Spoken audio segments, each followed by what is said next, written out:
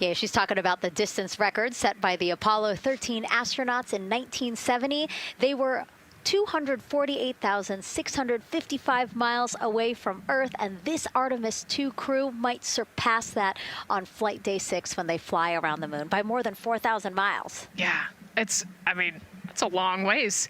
It's tough to fathom 250,000 miles from Earth, right? I mean, space, the space station is only 250 miles. And so we're going, I don't want to do the public math, but we're going much further than that. But, it's important, right? Because we want to get back to the moon. We want to see the surface. We want to see the far side of the moon. And the way we do that is by breaking distance records. Yeah, and the exact distance record depends on exactly when they launched, like the time, the day. So we'll learn more as we go into this 10-day mission with the Artemis 2 crew. But here we are, 32 minutes, 50 seconds and counting from the opening of our launch window. Feels really, really surreal here as more and more people come to gather on the press. All right, so as you just heard, we've got about 32 minutes until ignition, until detonation of the fuel on board the Artemis 2. Christina and Jeremy, you are the real deal. You're flying to the moon for we can definitely miss that. So far you've seen there's a wise man, Reed Wiseman, Glover, Cock is another one of the names. This is such an obvious psyop. They just wanted to pick the most obtuse, kind of a thumb in your eye names of these pilots, of the crew members, of the astronauts. They're not really going all that far. Do you think they're really going to go to the moon? Do you really believe that this time they're going to do it? Let me know in the chat. Be interested to see. We're live on YouTube. We're live on X. We're live on pilled.net. We're live on Rumble. We're live on Odyssey. We'll see you in just a few minutes, but enjoy the pre-show. Until then. All our best wishes to the Artemis 2 crew. I just want to say how proud I am of each of you and how inspired you make me. But it's not just about me. Your mission is going to inspire future generations of scientists, engineers, athletes, and dreamers to do something that they never thought possible. Hey, it's Roy Wood Jr., and I want to wish the Artemis 2 crew a happy and safe journey to the moon, well, around the moon. To go around. I know what you're doing. You got to look for a parking space. Can I turn your attention just briefly while we have some time to the article that suggested these astronauts want to be forgotten? Why don't you give that a Google? Why don't you pull that up? Give it a Goog. Look at that headline. That's weird. The Artemis 2 crew wants to be forgotten. Why? Why do they want to be forgotten already? Hell, if I was the first person going back to the moon in 40 some odd years, I'd want my name on the moon itself with a laser. Make it make sense. And Leah has the best assignment ever, talking to people who are super excited about being here for Artemis 2.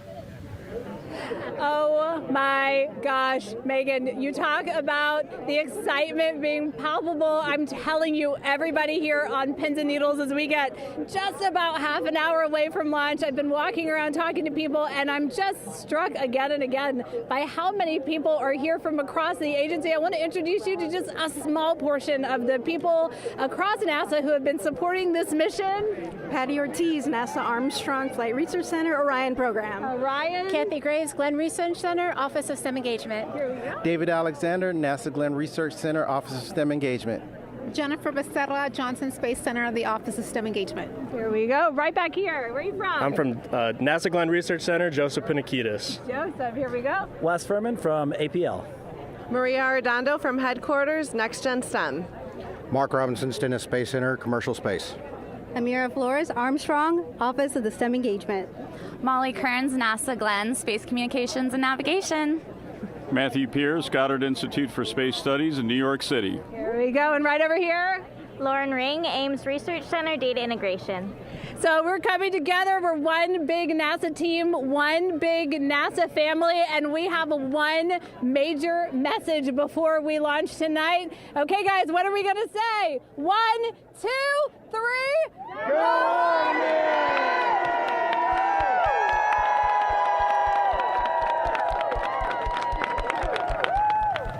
Oh my gosh, that made me so emotional. That was so inspiring to see. That was the point of it. It was to make you super emotional.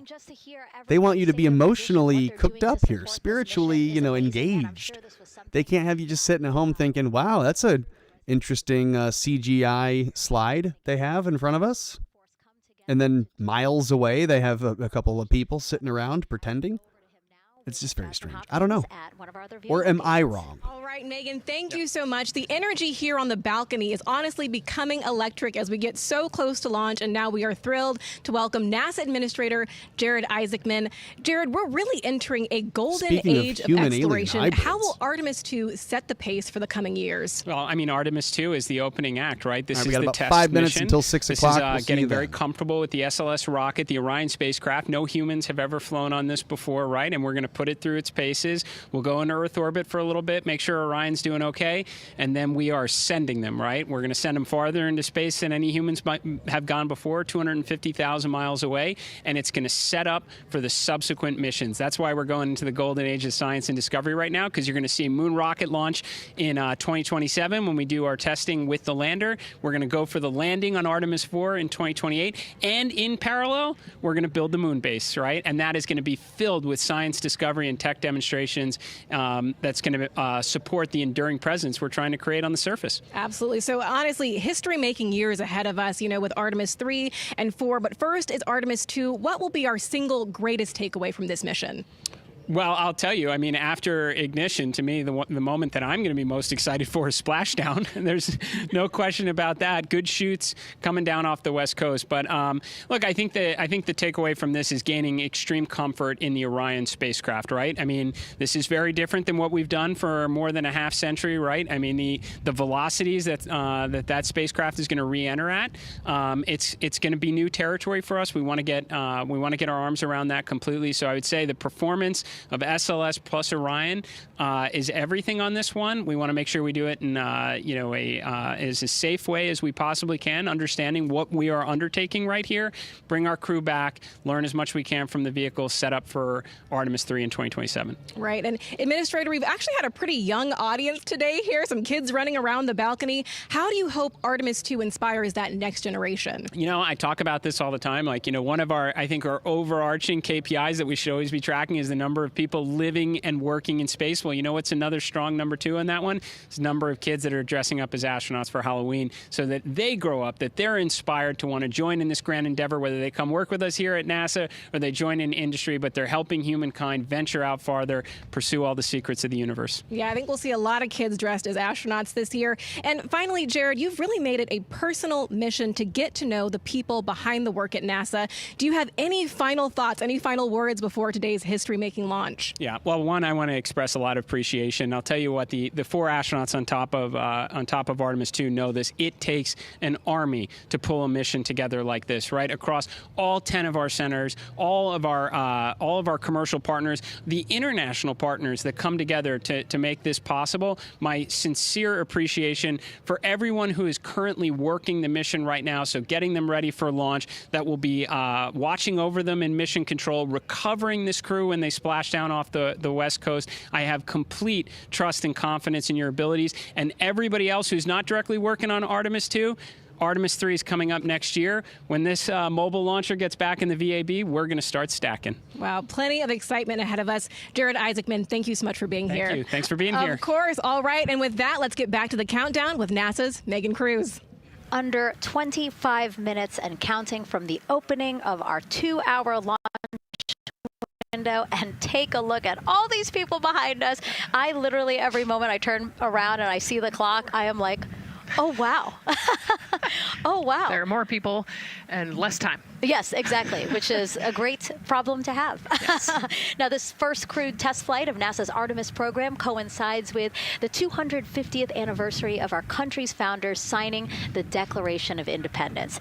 Exploration is a part of America's DNA, and it continues now with our return to the moon. 250 years ago, 13 colonies laid the foundation for the greatest and most enduring democracy in the history of the world. One driven by courage, faith, and freedom. From that moment, we became a nation defined not by where we stood, but by how far we were willing to go. We conquered vast frontiers, invented tools that shaped a modern world. We found light in the dark, and we rose from the earth. Faster, higher, farther. We pushed beyond the sky and into the unknown. We carried our courage into the cosmos, and we planted the American flag on the moon, the defining achievement of American superiority in space. Today, our curiosity stretches farther than ever. American robots search ancient rivers on Mars. New telescopes unfold to glimpse the first stars. And a new generation prepares to return to the moon, this time to stay. For 250 years, America has carried the light of humanity forward. But American exceptionalism isn't inherited, it's earned. Our greatness comes not only from what we've done, but what we're still determined to discover. Because in every era, across every horizon, America is at its best when it's reaching for something greater. America celebrates 250 years, and we are leading the world into the future. 22 minutes, 15 seconds and counting from Artemis 2, NASA's boldest test flight in a generation. The crew has said this often, that they hope it inspires children around the world. And recently, a group of kids here at Kennedy Space Center got a surprise of a lifetime while watching that rocket roll to the launch pad. So tell me what color it is.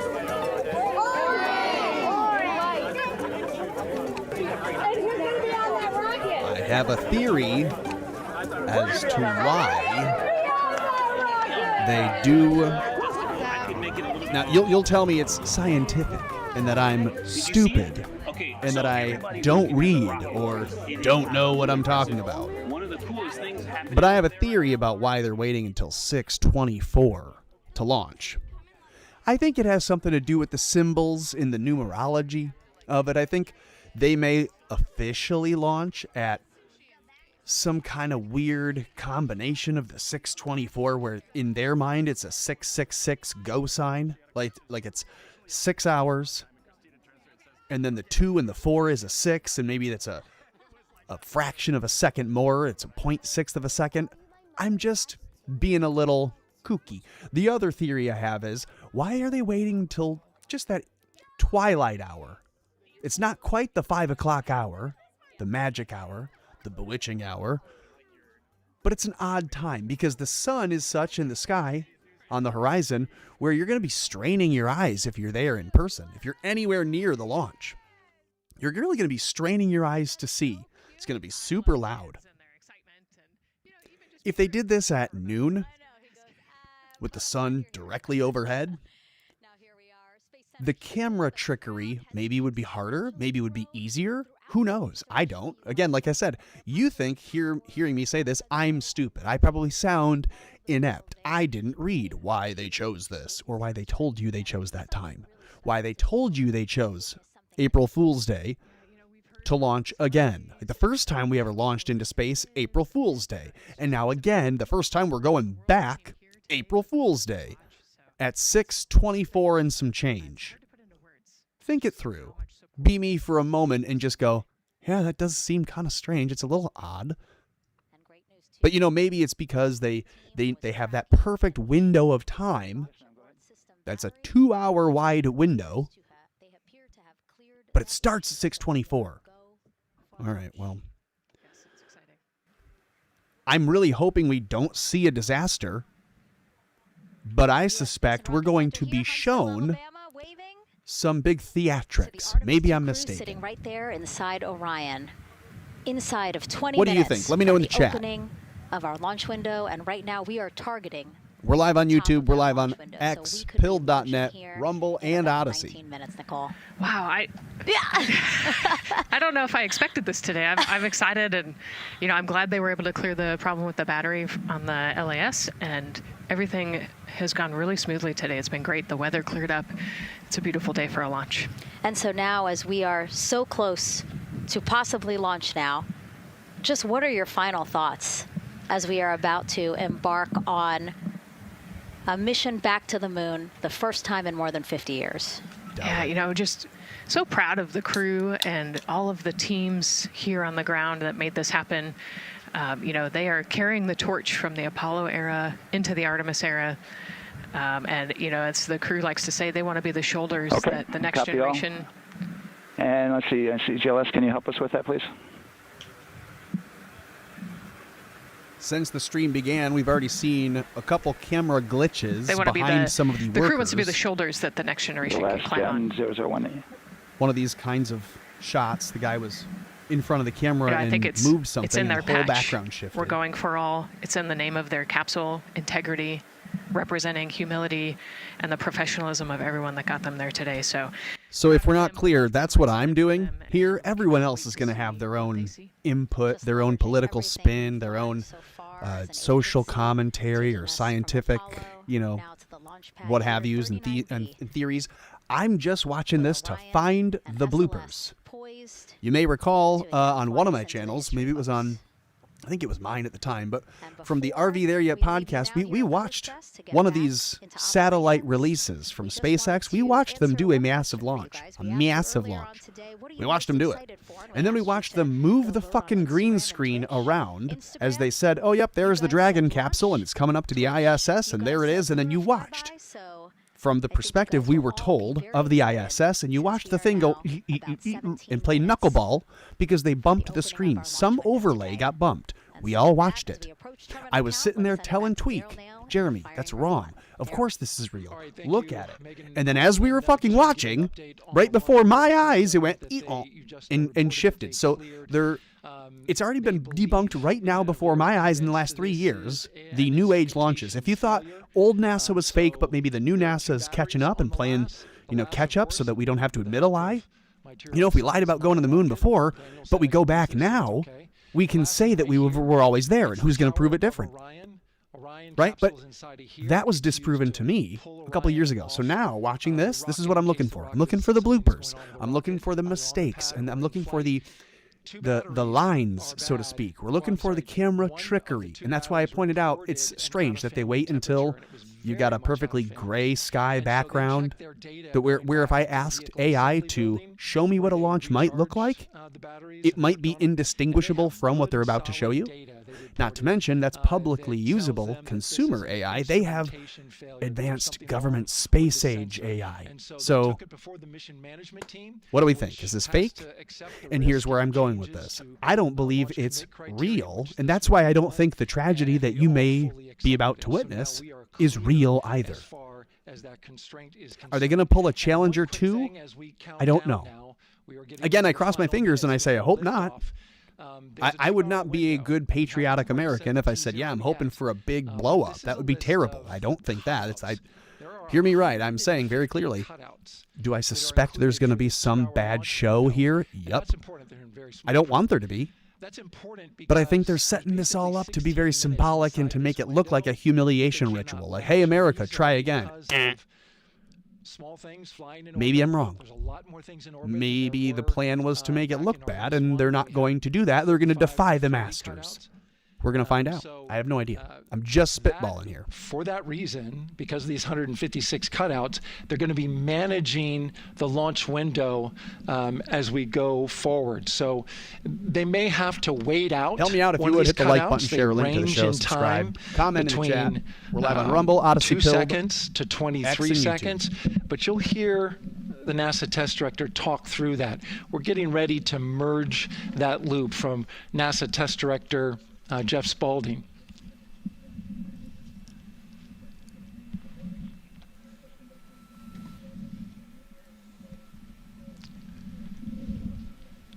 And so now I'm listening to the launch team get ready to merge their operational channel. We're going to start to hear all of their radio calls on their headsets, supposedly.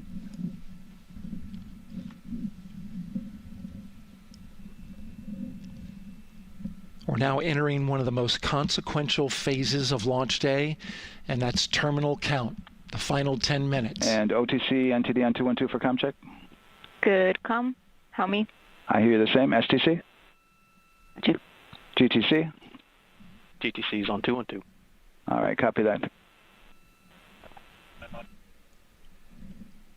NASA Test Director Jeff Spaulding confirming communications with his team.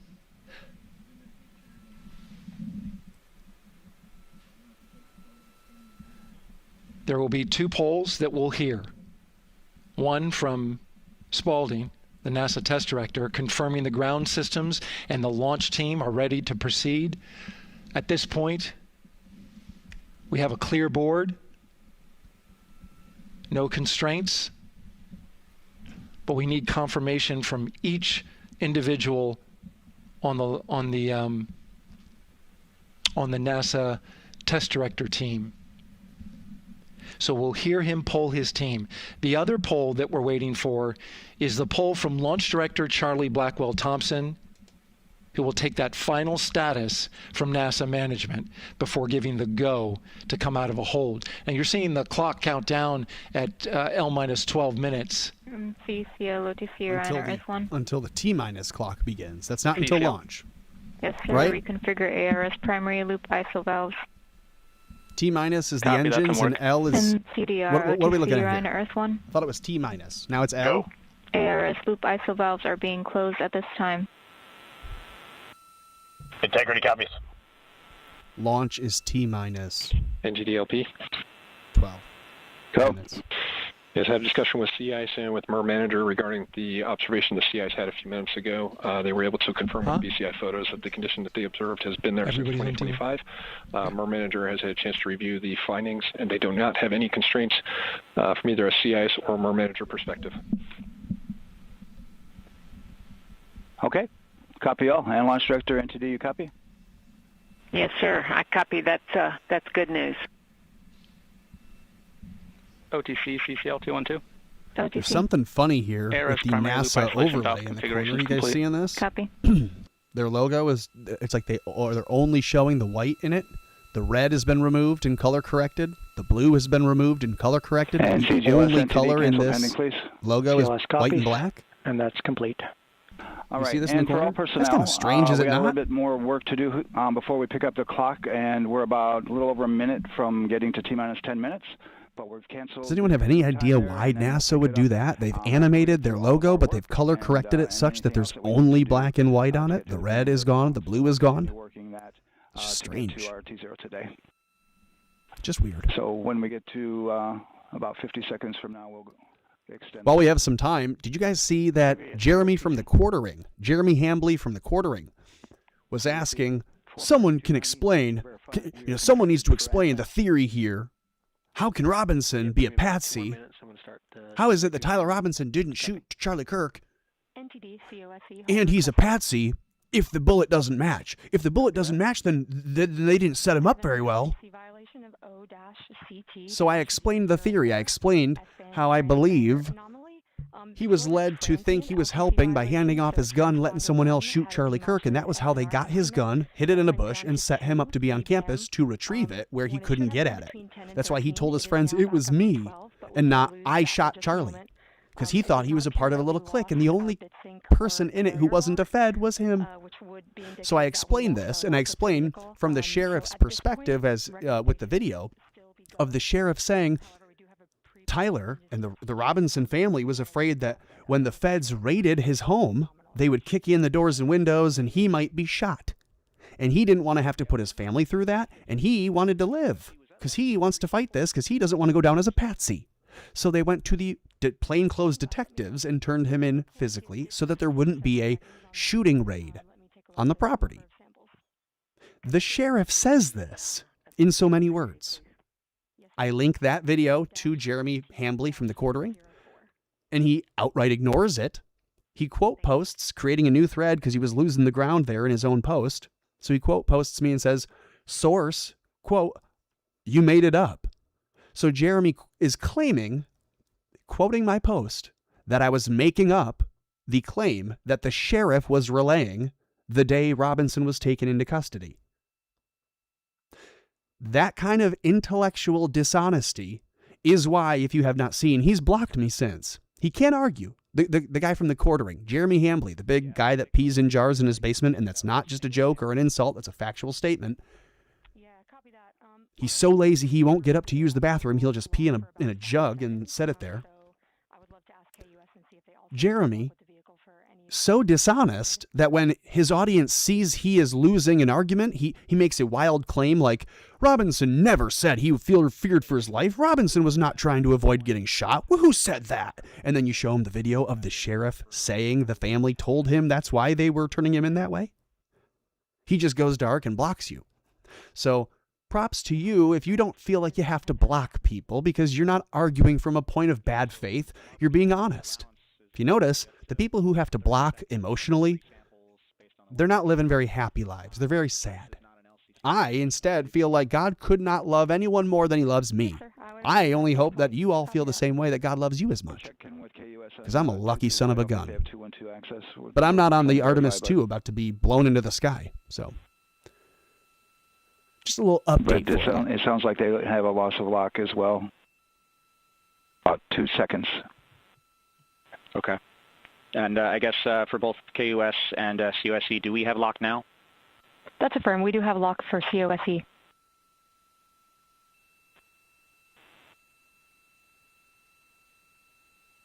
Yeah, so from the integration console perspective, we did have a temporary loss there within the allowable, and per the requirement, let's go. And this is Houston Flight. We have lock and we have good telemetry here in GSE. And KUS is reported to they have good lock now. So with all of that, OSC, then are we in a go configuration per your LCC? Yes, sir. Recommendation would be go. Okay. LP, you concur with that? Yes, sir. LP concurs go. And Launch Director? Yes, sir. Launch Director concurs go.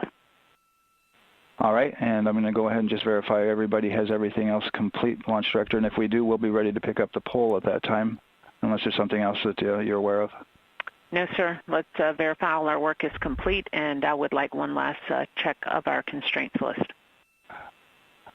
All right, let's see. OTC, are you still waiting for ComConfig, or are you... That is affirmed, sir. Okay, is that your only open item? Yeah, OTC, this is CVSC. That 400 step 290 is complete. Copy. Okay, so OTC, you're complete with all of your work? That's affirmed. All right, copy that. STC? STC is complete. And GTC? GTC is complete. Okay, excellent. All right, and LPE, just want to verify we have no open constraints at this time. No open constraints. We have a clear board, sir. Okay, tracking the same here. And Launch Director, with that, we are clear and ready to pick up the launch readiness poll with your go. All right, sir. I am go for the poll. All right. And for all personnel, this is the NTD conducting the Artemis 2 launch readiness check. Verify ready to resume count and go for launch. Of course she's ready for the poll. OTC. OTC is go. STC. STC is go. GTC. C's go. MCO. CO is go. Safety Console. The Safety Console is go. LPE. LPE is go. RTD. Thundercats. Thundercats are go. Houston Flight is go. Rock. Rock is go. And Scissors. CDR. Sorry. Cruise go. Copy that. Thank you, Reed. And Launch Director NTD, our launch team is ready to proceed at this time. All right, NTD, I copy all. At this time, I'll perform my poll. You don't want to run through the list Attention again? That. This is the Launch Director performing the final poll for launch. Verify no constraints and go for launch. EGS, Program Chief Engineer. Artemis Chief Engineers are go. Copy, thank you. EGS, Chief Safety Officer. If you could, hit the like button, share a link to the show, however you're watching. If you're on Rumble, or if you're on YouTube, if you're on X, if you're on Odyssey, if you're on Pilled.net, doesn't matter, just hit the like button, share a link to the show, I appreciate it, or repost it, reshare it, hype it, however that works, wherever you're watching. And then head over to x.com and follow at Tommy Borum Jokes. You'll find all of the hard-hitting commentary, let's say perspicacious insight into the social ongoings, the political ongoings, and the, I guess, New Age scientific religious ongoings of the world today. MF2.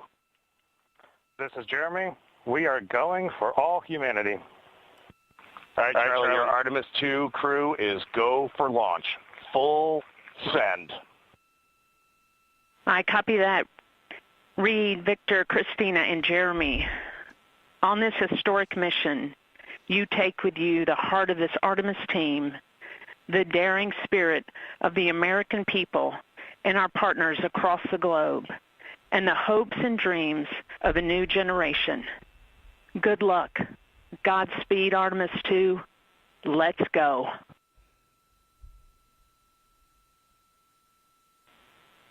And into the launch director. Go ahead, Launch Director. Yes, sir. You have a go to proceed with countdown.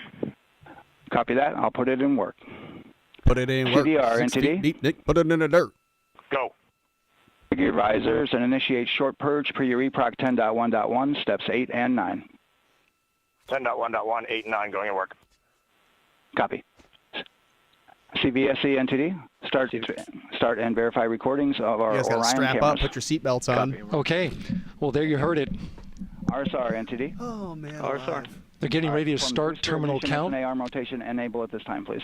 It's currently at T-minus 10 minutes. Once we wrap up this last bit of work, SNA arm rotation enable complete. we're going to start that clock. Copy that. Thank you. Damn, it's a long-ass clock. 10 minutes?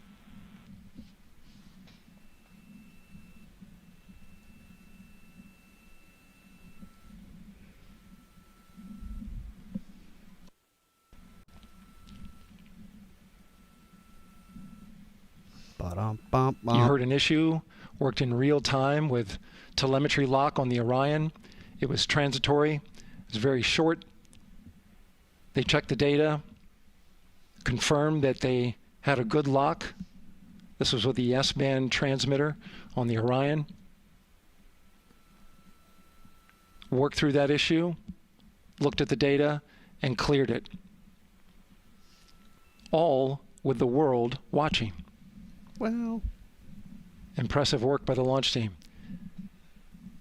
So we have a 2-hour window, which starts in just a few minutes at 6:24 p.m. Eastern Time and goes until 8:24 p.m. Eastern Time.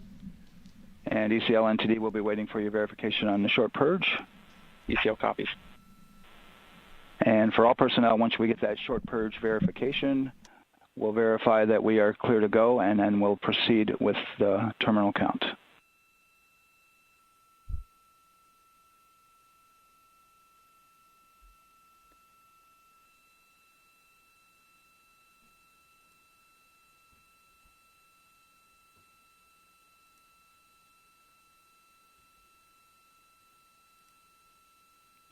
See a couple chats over on Odyssey. The Precursor says ECL, Jeremy's not estimate. the only one like that. About a minute. Yeah, there are a few people like Copy. that. Sadly, there are a few people like that. Appreciate you catching the show or the stream. It's not really a show. The stream over on pilled.net. Appreciate that. Ba-dum-bum-bum. So we're going into the launch window. But not by Six-fingered much, it looks astronauts, like. you say? Says, get ready for six-fingered astronauts. Says, salty Just wrapping zipper up some tits. What's up? final work. Mm-mm. And once that's completed, you'll hear NASA Test Director Jeff Spaulding ask for the ground launch sequencer operator to go ahead and start. Star Spangled Bandit 1 says, we need more women. We need more women second guessing and making checklists of things. He says this movie sucks. Yeah, the film version of this is probably a lot more fun. Precise order and timing. I think part of how they get you to accept these kinds of things, and maybe nothing's going to happen, who knows? But I think the way they get you to accept it is they draw out the emotionality and the monotony of it at the same time. They make you think it's so big, and yet they make you wait so long. And then whatever happens, and then they smile. They got theirs. You got duped. And on the show goes. All right, and we're clear from cutouts. And with that, we're going to resume the clock momentarily. And CGLS, you can resume the clock on your mark. GLS copies. 3, 2, 1, mark. GLS mainline has been initiated. T-minus 10 minutes and counting. No, they said 26 minutes. And that 54 begins seconds. terminal What did count. I Our just say? new T0 is 6:35 p.m. Eastern Time. 6:35 p.m. Eastern Time. We are now counting down to liftoff of Artemis 2. That was strange. You saw the first graphic that they just pulled down, right? Is it a different time? Maybe it's From just an now on, error. you're going to hear two voices on the loops. If everything goes nominally, NASA Test Director Jeff Spaulding, who's directly managing the launch team, and Alex Bendelos, the GLS operator who closely monitors the software. He has the ability to stop and restart the countdown.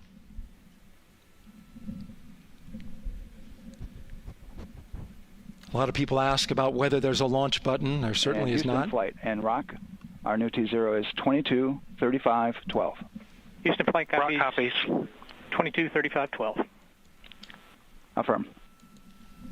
There you heard confirmation of the exact T0, 6:35 and 12 seconds p.m. Eastern Time. Again, our T0 is 6:35 and 12 seconds p.m. Eastern Time. Yeah, that But other as I was timer. saying, there's no launch. That other timer that they just ripped off the screen could have been a mistake, but the time that it was counting down to was like 15 and a half or 16 minutes into the launch, because the clock said 26 something and the other clock was 10 minutes. So if I'm doing my quick math, it was like 16 and a half minutes or so into the launch that we will have that second timer going off. And I say that because God forbid something happens 15 minutes into launch. It would be real weird and coincidental for it to have coincided with that timer that you just saw mistakenly triggered onto your screen and then ripped down really fast like it was a mistake from NASA, because NASA doesn't make mistakes. Come on. And there you see the crew access arm moving away. Here's the sleight of hand. Here's a shell game where you think they're in there, but really... That's the path that the astronauts took to ingress into the rocket.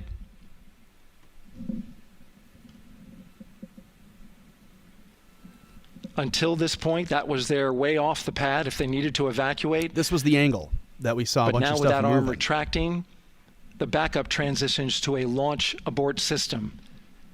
And they'll begin arming that shortly.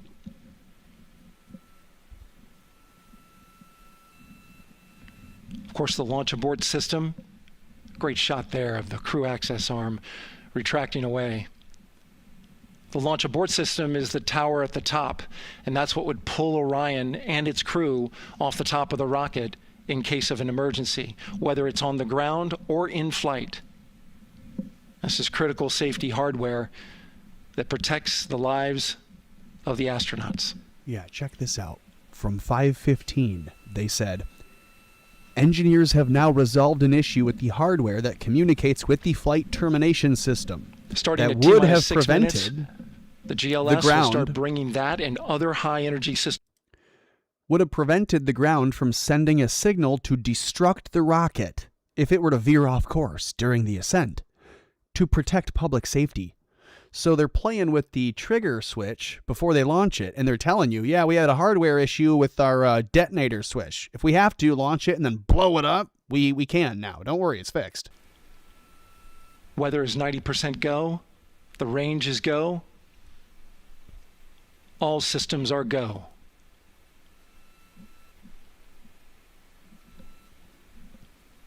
GLS is go for core stage tank pressurization. That means the replenish valve for the liquid hydrogen tank has now closed, and that tank is beginning to pressurize to flight levels because that hydrogen is naturally boiling inside the tank. We'll get the liquid oxygen tank a little later in the count. Now the team is waiting for verification that, if needed, the Artemis 2 crew could use the launch abort system to pull Orion safely off the top of the rocket in an emergency. That's what we were just Let's talking listen in about. for that call. Because they're going to blow the rocket up if we TLS have verifies to. last capability available. And CDR, do you copy? And they're checking to make sure that their capsule can fall off before they blow the rocket apart with them on That's it. great news, and you heard the NTD verify that with the commander of the mission. GLS is go for FTS arm. Now work is being done to arm the flight termination system. This is so the range safety can send a flight termination command if the rocket flies too far off track. There's a brief built-in delay so the launch abort system has time to pull the astronauts to safety first. That's crazy. What if that system doesn't work and you're just sitting in your chair and they're like, all right, blow it. What? That's so the cryo team gets verification that the RS-25 engines, all 4 of them, are in the proper temperature range for launch. Oh my God. What are they going to do? What's going to happen?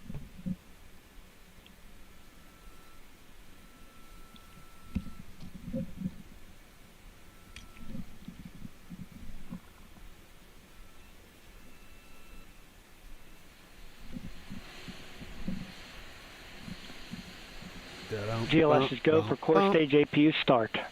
Core stage APUs start. Those are auxiliary power units, high-speed turbines which provide pressure to hydraulic pumps that steer the RS-25 engines. We're going to see a gimbal test a little later at T-minus 2 minutes and 30 seconds. This is what allows that to happen.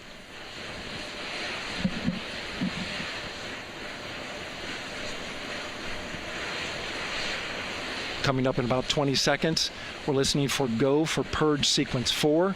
That's a helium purge of the 4 core stage engines downstream of the propellant valve. This gets all the air and moisture out of there.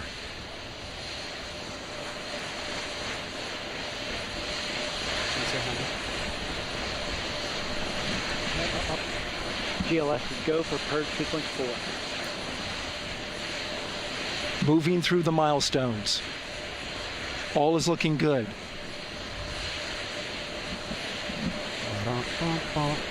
Coming up in just a few seconds, we're going to get that thrust vector control actuator test. This is a gimbaling of the engines.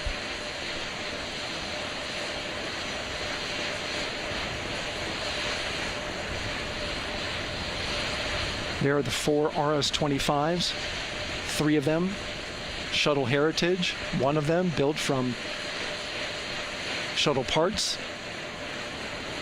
And there you see them moving.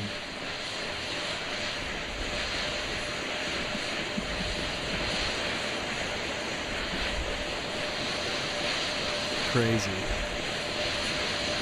We're seeing now that we're going to start a little moving the power.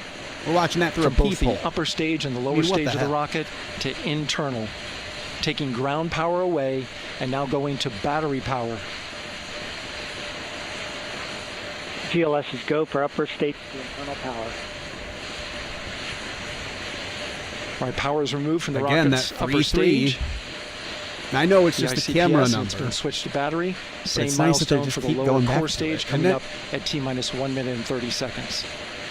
Right now, the 4-person Artemis II crew is 248,000 miles away from the moon. And if all goes well, they will fly by it in 6 days. Yeah, how many miles close by? Not by it. You don't just start by saying they're 241,000 miles away. All right, and there's soon the they're going rocket's to be core stage, in the neighborhood. Which houses 3 flight computers, is now on its own power. Within how many feet are they going to be from the moon's surface? There's no more hold time because there's no more. Or is this the kind of ritual where, like, they launch you, you die in the air, and then your soul gets to go to the moon? Now you're free. 1 minute. Right now, the rocket does not know what the T0 is, but coming up at T-minus 33 seconds, control shifts from the ground launch sequencer to the rocket's onboard autonomous launch sequencer, or ALS. The rocket will count itself down, but honor any holds that could come from the ground. Now, shortly after liftoff, Houston will take control of the rocket, and my colleague Gary Jordan will take over commentary. GLS go for ALS. Gary. Great call out. The rocket is on its own. 4 brave explorers ready to ride the most powerful rocket. All right, here we go. NASA has ever launched. Sound suppression water is flowing. 15. And here we go. 10, 9, 8, 7. RS-25 engines lit. 4, 3, 2, 1. Booster ignition. And liftoff. What? The crew of Artemis 2 now bound for the moon. Humanity's next great What is voyage that? begins. Wait. What was that? What? Hold on. Go back. Good roll pitch. Hang on a Roger, second. roll pitch. Houston now controlling the flight of Integrity on the Artemis 2 mission around the moon. Integrity, AMT high. Well, they don't have cameras from SpaceX, that's for sure. On time, passing 30 seconds into the flights. Integrity passes the alternate MECO. Target milestone. Mission Control Houston seeing good performance on the 4 main engines. Space Launch System core stage. Integrity, 3 miles in altitude. Traveling more than 1,200 miles per hour.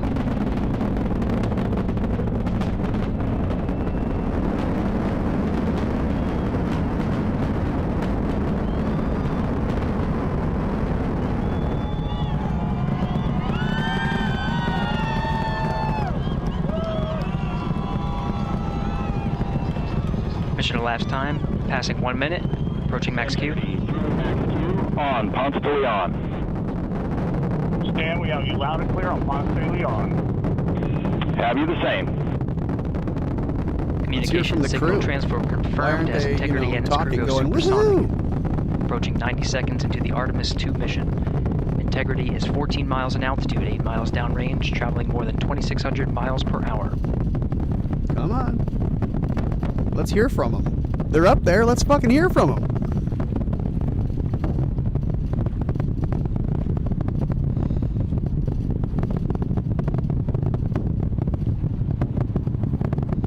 Minute 50 seconds of mission elapsed time, standing by for main engine throttle down to 85%, ahead of solid rocket booster separation, expected at the 2-minute 9-second mark. At the 15-minute mission mark. We see throttle down. I wonder... That mistaken clock we saw earlier. Confirmed separation. That had read 26 minutes main when engine's throttling launch up, was at converged. 10. So they just dropped the boosters. Integrity, guidance converged, performance nominal, upper stage RCS ready. It's just... Copy all, Stan.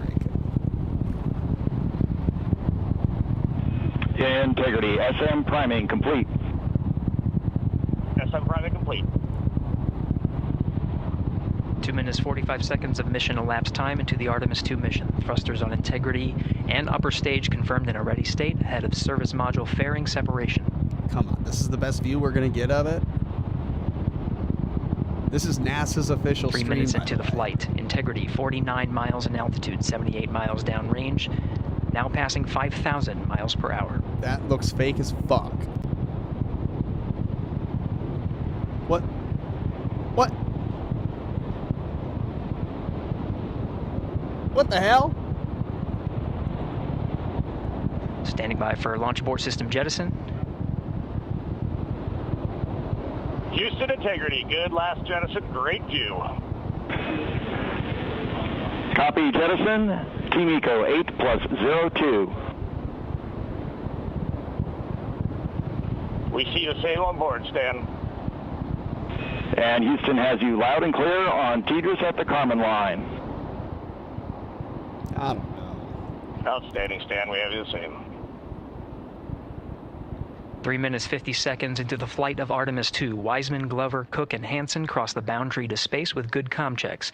GPS signals acquired after last jettison now working on internal checks to verify accuracy. Why don't we have a view of the launch from the Flight ISS? Dynamics officer analyzed the time of main engine cutoff, confirmed at 8 minutes 2 seconds, time of MECO.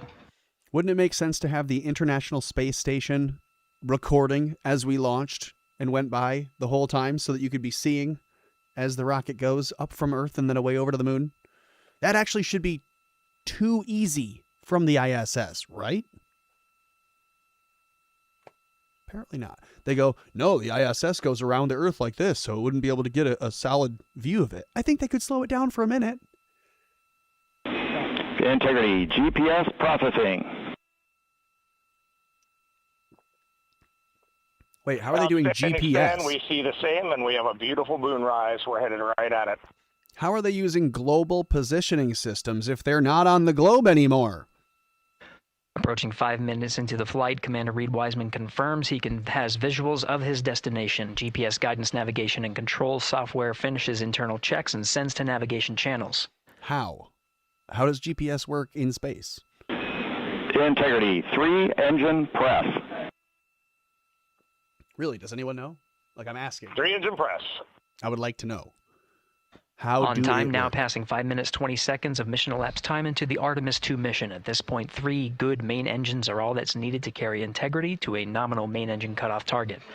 Though at this time, we're seeing 4 good engines here in Mission Control Houston. Integrity, 75 miles in altitude, 330 miles downrange, approaching 10,000 miles per hour. I still have a bad feeling about that 15-minute mark into the mission. Technically, a 10-minute block, and then a 6-minute block, and then a 60, or what, 35 set. It was 26 looking minutes, good right? at 6 minutes. So my point is, I'll be concise. I think 16 and a half minutes into the mission flight, that other clock that they had accidentally triggered would be turning off. So now that looks like bullshit. Give me a break. Oh wait, does this say visualization? Yeah, they really should not hide that under Artemis 2 launch. Miles in altitude. Holy shit. Okay, here, do miles you see this at the top? Integrity. Artemis 2 launch. Shutdown. The little clock timer at the top was covering the word that said visualization of what we were just seeing a couple seconds ago, because that was fake. That was just completely CGI. 6 minutes, 40 seconds of mission elapsed time. Shutdown plan is as expected. Again, the time of MECO was confirmed at 8 minutes, 2 seconds into the flight.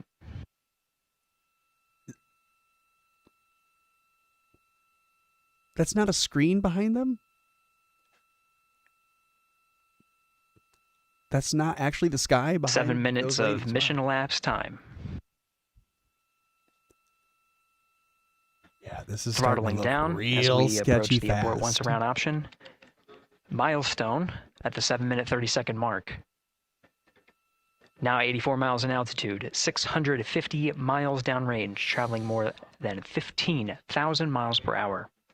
I don't know. Integrity, AOA open. AOA open?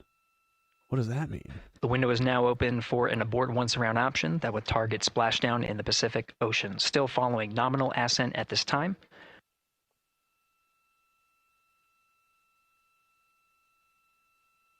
Interesting.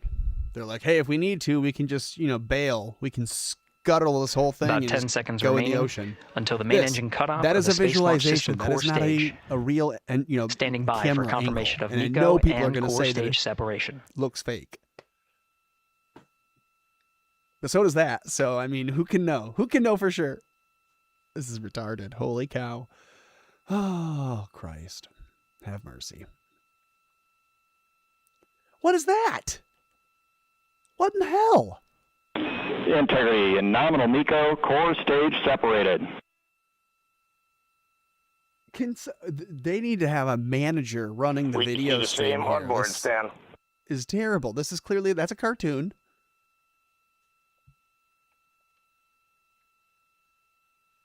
Eight minutes, 40 seconds into the flight, we have a nominal main engine cutoff heading Now, in what the does right that look trajectory on the way to swing around the moon. That camera looks like Core the stage Gorgon has Stare separated, video done that its we job. had. The Space Launch System upper stage, the interim cryogenic Of the propulsion MH370. stage, or ICPS, still attached to the Orion spacecraft. Is that what just happened? We just... 9 minutes of mission elapsed time. Integrity crew of Reed Wiseman, Victor Glover, Christina Cook, and Jeremy Hansen now in orbit around the Earth at the beginning of their journey to the moon.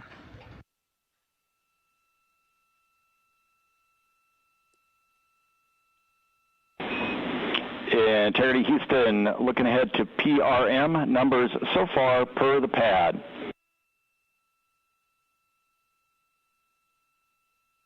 Give me a break. Copy that, Stan. Numbers for the pad.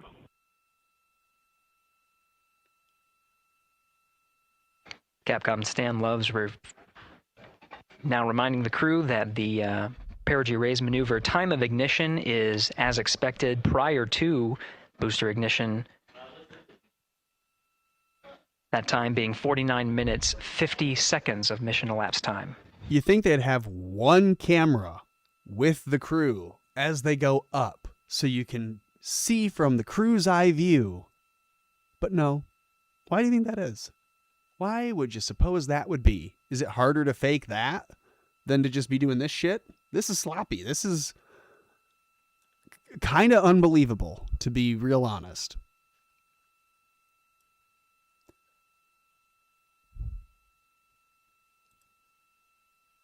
Everything has been set to visualization mode. You can have no cameras on. And so now we're after the 10-minute mark. Integrity, good. Neds deploy. What did you just deploy? What are you deploying now that we can't see you? Copy that, Stan. Good, Neds. We got like 5 minutes until that weird timer that they flipped onto the screen goes off. And Integrity Houston for PWD setup. Just a reminder, halfway open on the secondary. We copy that, Stan. Halfway open.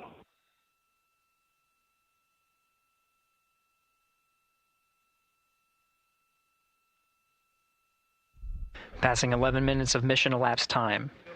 Here, overhearing the conversation between Capcom Stan Love and Commander Reed Wiseman, already passing some milestones. We have a good nozzle extension deployment system. That is confirmed, complete. We also have the visors are confirmed up. Now past the dynamic phase of flight, that is Ascent. Their launch and entry suits that provided them an extra layer of protection. Now not as needed. They're going to raise those visors. And later in today's mission, they will begin to egress or get out of the suits to begin some of their initial tasks of activating some of the systems aboard in the Integrity spacecraft. Really? Passing 12 minutes of mission elapsed time. Again, the perigee raise maneuver that's targeted near 50 minutes of mission elapsed time, 49 minutes, 50 seconds. That's what the crew is going to be working towards. The Commander Reed Wiseman, pilot Victor Glover will focus on preparing for that milestone. In the meantime, mission specialist Christina Cook and Jeremy Hansen will start some of the activation of environmental control life support systems. You may hear confirmation of their activation over the Orion to Earth communication network.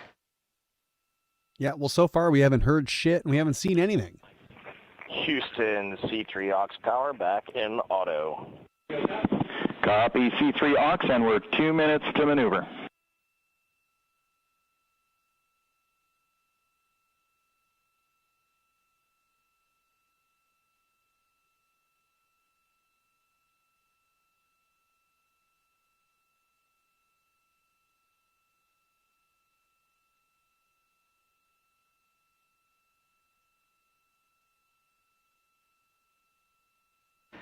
"13 minutes and 30 seconds of mission elapsed time. We're going to continue to follow the crew of the Artemis 2 mission. They are beginning their journey around the moon to verify the systems that will take us to its surface. An incredible ascent. Artemis 2 is underway. Reed Wiseman, Victor Glover, Christina Cook, and Jeremy Hansen begin their journey to the moon. Still milestones to come up as we await solar array deploy and the critical burns that will get Integrity into high Earth orbit around the Earth before engines are fired to get us around the moon. We'll keep tabs on Integrity and its crew from here in Mission Control Houston. But for now, we're going to send it back to you, Megan and Nicole at the Kennedy Space Center. Very jealous to hear how the launch experience was over on the Space Coast. That's it? That's all they're going to Gary, give for us? people are just joining us, welcome back to the Space Coast, where we just saw Artemis 2 lift off 14 minutes ago. And wow, what an amazing launch, and an emotional one too. As soon as the rocket lifted off, Nicole, you had tears in your eyes, I had tears in my eyes, and we had all these people around us cheering. It was amazing. Yeah, the energy was wonderful. I mean, it was a beautiful launch. I don't doubt that. You know, we've got 4 friends and family members headed to the moon. It's pretty amazing. I don't doubt that they're happy. I don't doubt that it's an emotional event there. It's kind of like there's something in the air. It's electric. I get all that. But what if it is real? Did they not just go up into the air and then as soon as they're out of your view, cut the cameras, turn everything off? It's time to, now that we've ditched the actual rocket, now we're just in this little baby capsule with no actual... You look at it, you can't imagine how it's going to have fuel and power itself to the moon, right? Doesn't make any sense. So, kind of makes you think it might not be going there. And in that case, they just said, hey, our window to splash down in the Pacific is coming up. And they're like, all right, roger that. Let's cut the cameras and we'll go back to the ladies on the ground interviewing on the side of the ocean. Welcome in the Artemis generation. Yeah, how do you feel? I mean, we saw some beautiful shots we were covering. Oh my God. Of course, the rocket, of course, the Earth falling away as we continued up into our ascents, but also some of those crowd shots where we saw young and old, just emotional, overcome by this history-making moment. Man, we are going back to the moon for all, and we saw that today. We saw that in all the crowds. And yeah, you guys just saw that view, the sunrise or sunset, I guess. They just made it over the crest of the Earth, and you could see the sun peeking over. One of my favorite views from space, and I can't imagine what they're looking at now, and I can't wait to see what they're looking at in about 5 or 6 days. Yeah, and you know, I know a lot of people are like, you know what, I'm surprised this launched on the first try, because we know, like any little thing, we have to be keeping safety in mind, and we want to make sure we're ready to go. Sense that now that they're up there, they just got a view of, she said sunset, well I guess it's sunrise. Does that really make a lot of sense? The sun's already up. You're launching with the sun up, so they can see the sun the whole time. I think this is a lot of emotional language to try to make you feel like a swelling, like an unhuman kind of I don't even know how to describe it. It's inarticulable. They want you to just feel some kind of type of way, some je ne sais quoi. You want to feel overly emotional and overwhelmed by the thought of going up into space and watching the world get smaller behind you and having the sun start to get more and more intense as the atmosphere dissipates. Integrity Houston, Crosstie is camera? on board per the ETSI. That's what we got? That's the shot? We copy, Houston. Thank you.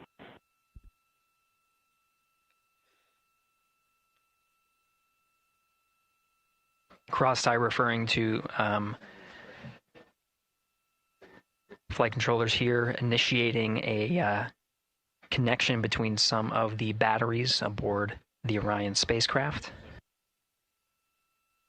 allowing for an even distribution of power.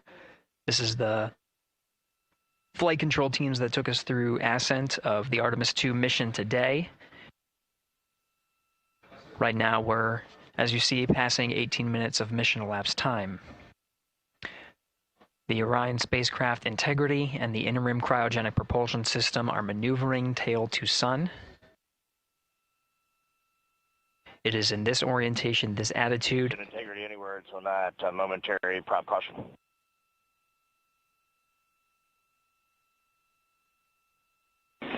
And read no action, we're looking at it.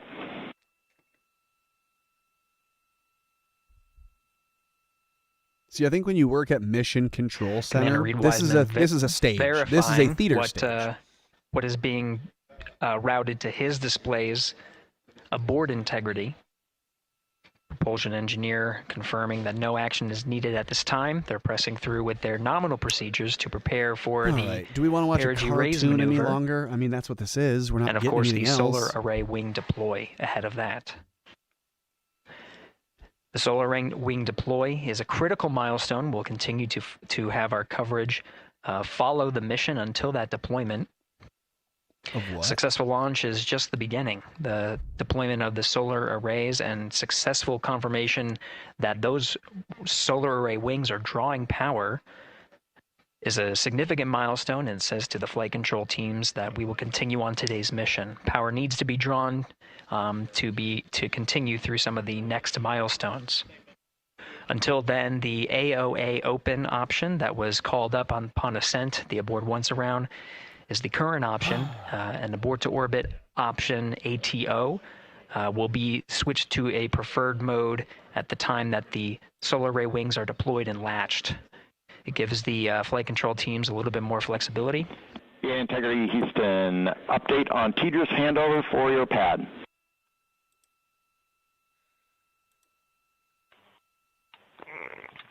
Give us just 1 minute.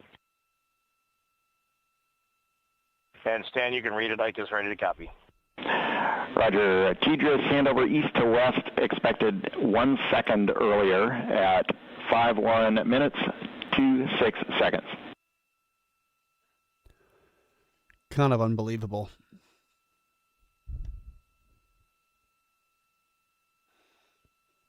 Hi, Stan. We copy 1 second earlier for 5126 TDRS east to west, and saws are starting to deploy. Thermal knives are firing. We concur. Thanks for the report.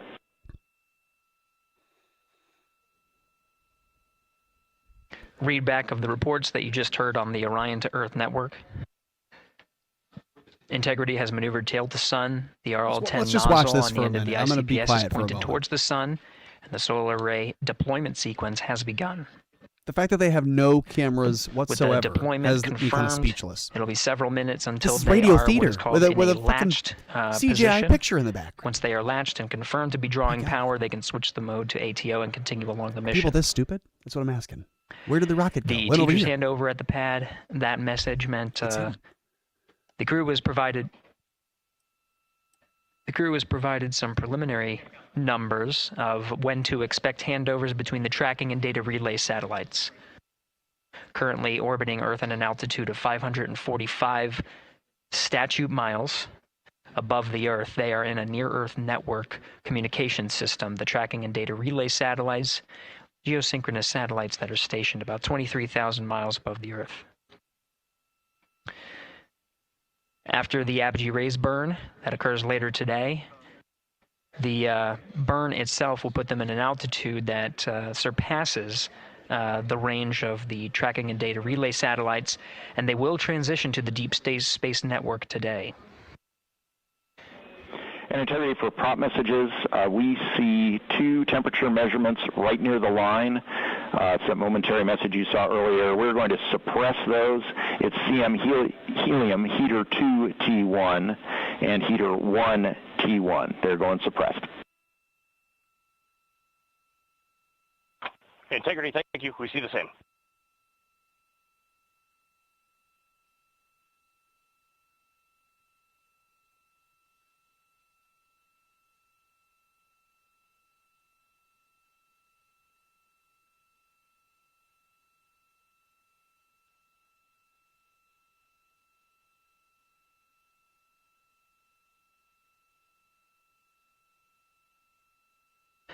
This is Mission Control Houston, passing 23 minutes of mission elapsed time into the Artemis 2 mission.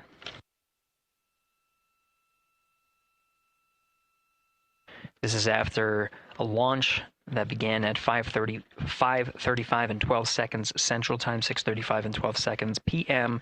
Eastern Time. Right now, the orientation you're seeing from our arrow visualization that translates some of the telemetry that we're getting from the spacecraft and puts it into a model so you can follow along on some of the milestones that we are following here. The RL-10 nozzle that you see at the left end of your screen, though it is currently not firing, that nozzle is pointed towards the sun, and the solar arrays are currently deploying. From this visualization, they look fully stowed in a position. Integrity, we are happy to report that Jeremy has the O2 sensors on. Copy O2 sensors.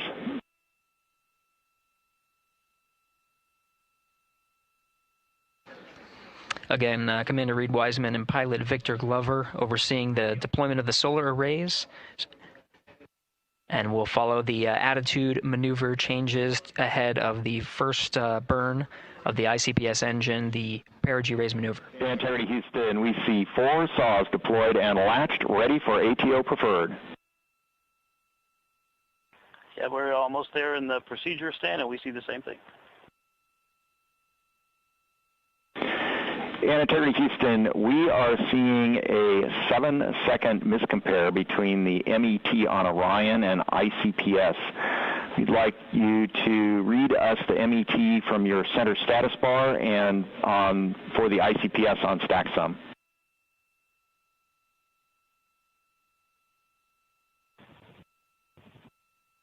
And Stan, we see a absolutely precise alignment, MET 25, 14, 15, 16, precisely aligned with ICPS MET. Copy, thank you for that. We'll investigate a ground issue. And Houston Integrity, ATO preferred set. Copy, ATO preferred.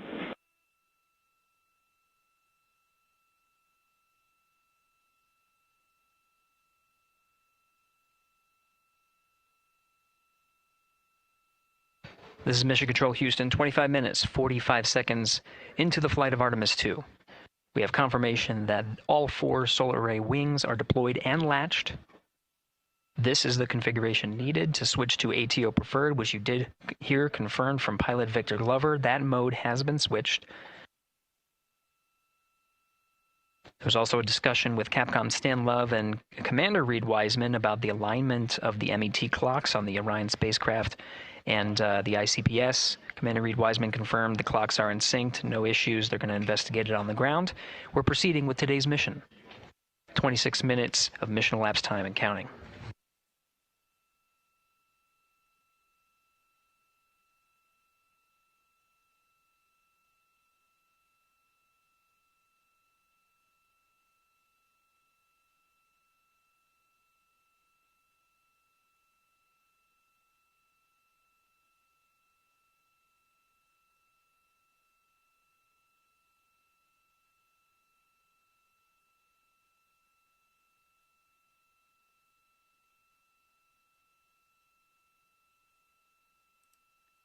That is kind of crazy. They're like, yeah, you didn't hear from Glover.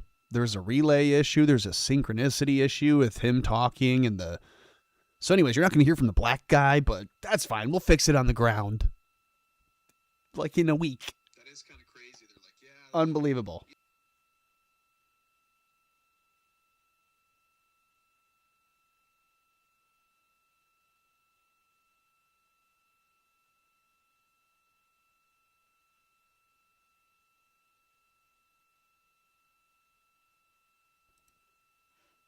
Well, that's a little quiet.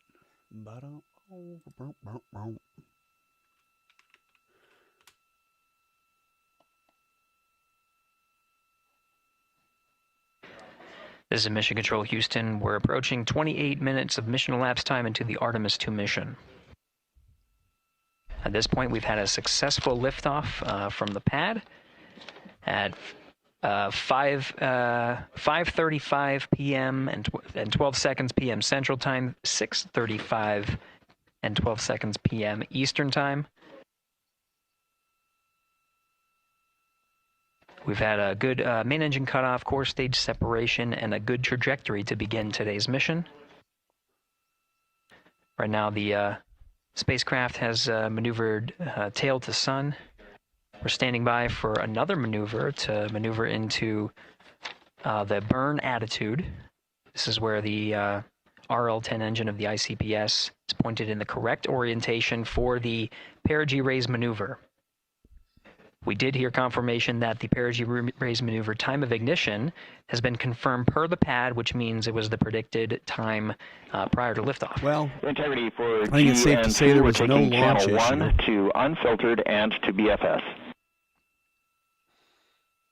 There was no, like, disaster. Okay, Stan, we're watching. Go ahead. Thank God.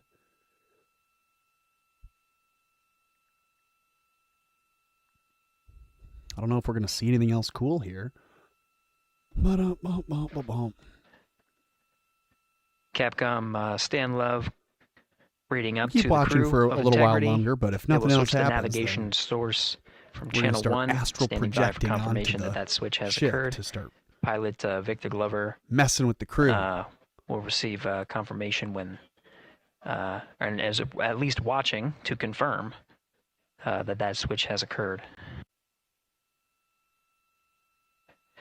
Again, the perigee raise maneuver that we're heading towards, not too long from now, we're actually inside 20 minutes at this time from the time of ignition of the perigee raise maneuver. We did have a successful deployment and launched of all 4 solar array wings. This is the configuration needed to commit to the perigee raise maneuver. Of course, flight controllers here in Mission Control Houston will continue to evaluate that everything is good before committing to that burn. The perigee raise maneuver does raise the perigee, the lowest point in the orbit, from 15 to 100 nautical miles. The 100 nautical mile mark is needed to continue in low Earth orbit and hit the target for the apogee raise burn. That will put them in a high Earth orbit for the remainder of the day and set them up for the right position to execute the translunar injection and head to the moon tomorrow. The burn duration of the perigee raise maneuver is 26 seconds. A relatively short burn, but it does raise the perigee and do the job to get into the correct position before firing that main engine on the ICPS.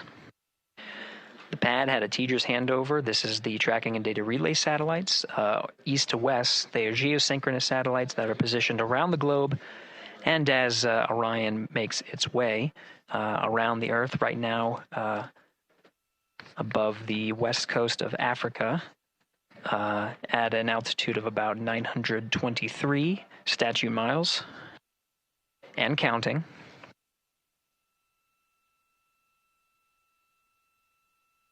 The perigee raise maneuver is not executed at the perigee. It is rather executed on the, actually closer to the apogee.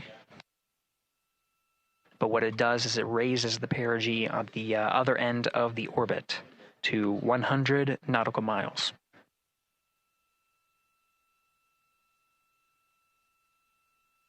The 26-second duration burn does not conflict with the time that they reported of the tracking and data relay satellite handover from TGERS east to west.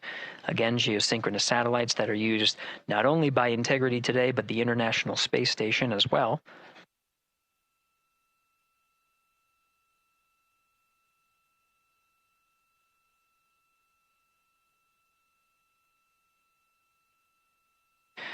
That time of handover is 51 minutes, 26 seconds. Plenty of margin before the perigee raise maneuver cutoff happens, and the trajectory is analyzed to see whether it was a good burn. A good burn means that the burn was performed as expected and sets the trajectory on course for that 100 nautical mile perigee target mark.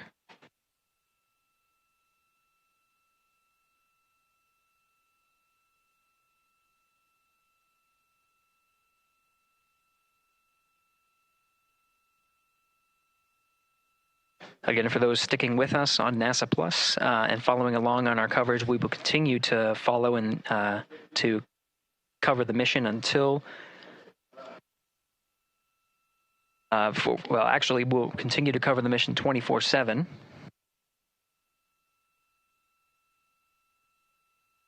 But we'll wrap up our coverage here shortly. And now that solar array wing deployment has occurred on NASA Plus and Amazon Prime. Again, we will continue coverage 24/7 at the NASA YouTube channel. For those that want to see all of the upcoming milestones, there are select times where we will be coming back to NASA Plus and other streaming platforms. You can go to nasa.gov to find the latest on when to find those activities. Given that this is an operational mission, we do want to make sure that we are maintaining transparency in the mission and providing you all the information on what's happening in space as Reed Wiseman, Victor Glover, Christina Cook, and Jeremy Hansen head on their mission around the moon.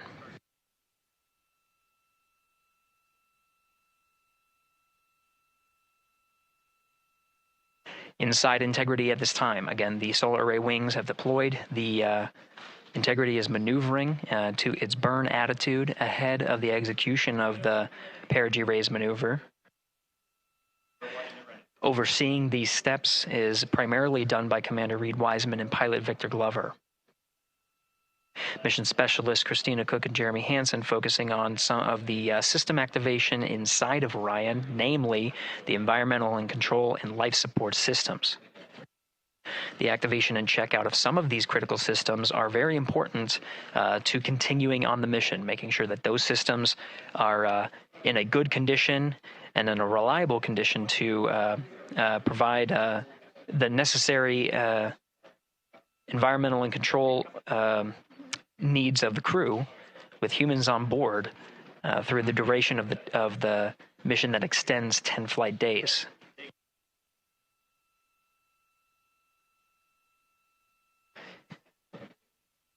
Standing by for an update to the perigee raise maneuver time of ignition. Should be read up to the crew very shortly.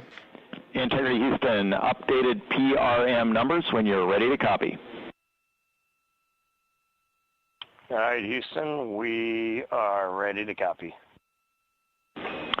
TIG is 2 seconds earlier at 4 minutes, 48 seconds. TIGO unchanged at 26 seconds. 49, 48, TIGO 26.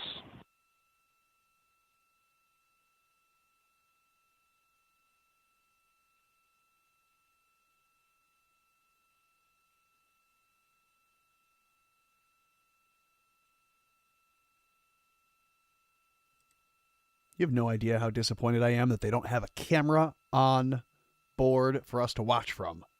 It's insane. This is Mission Control Houston. With that update, we are approaching a little more than 13 minutes from the time of ignition of the perigee raise maneuver. That time updated to be 2 seconds earlier was 49 minutes, 50 seconds of mission elapsed time. We'll now move to 49 minutes, 48 seconds. The duration of the burn, that's what was referred to as the TGO, will still remain at 26 seconds. Relatively short duration burn, again, just raises the perigee of the orbit today. So they're already changing their trajectory? Making sure they hit the mark on that time of ignition is the primary concern of Commander Reed Wiseman and pilot Victor Glover. Mission specialist Christina Cook and Jeremy Hansen inside activating those environmental control and life support systems.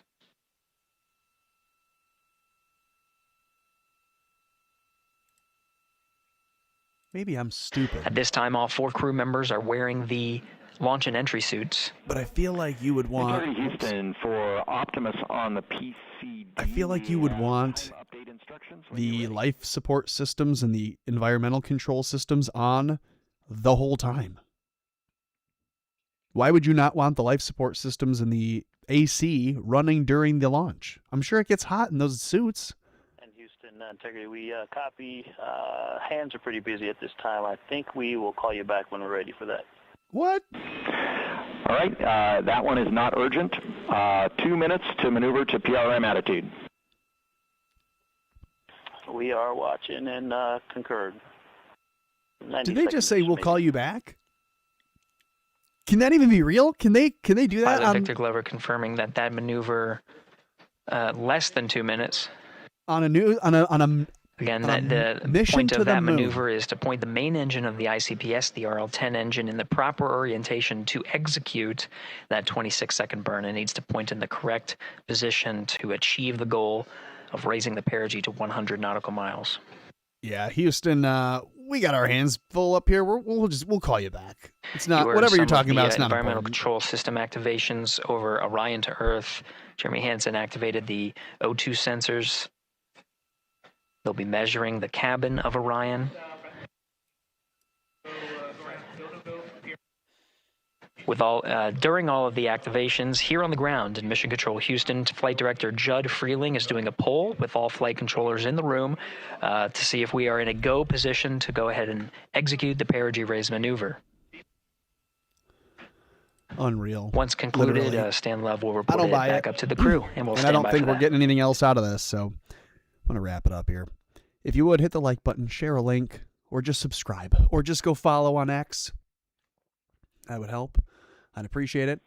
Subscriptions are $2, but you can follow for free at Tommy Borum Jokes over on X. I appreciate that. catch up with Artemis 2 as they go, or what are they calling it now? The Integrity. The Artemis was the whole rocket with the booster system as they're going to launch it, and that's the Artemis project, the mission set. The little capsule they're calling the Integrity, I think, if I'm following this correctly.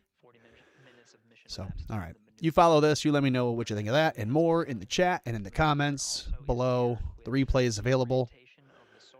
We'll catch you on the flip side. See you later. The time is now. Right now. This is the hour. This is the new dawn. This is the new day. Now is the time. For nature in all her glory hath named you her king. She has named you the king. King. King. King. Named you the king. This that feeling we need more of. The hating just brought me more love. Guaranteed my vice is different than yours was. Drunk off power and I was pouring up. When all y'all treated me like an orphan.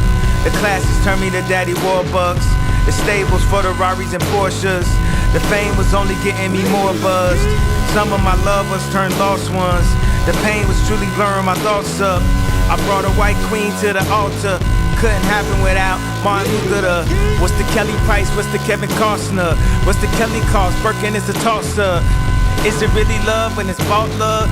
She would never let me fuck if I was fucked up. Why you think we run it up for? The truth hurts, homie, tough love.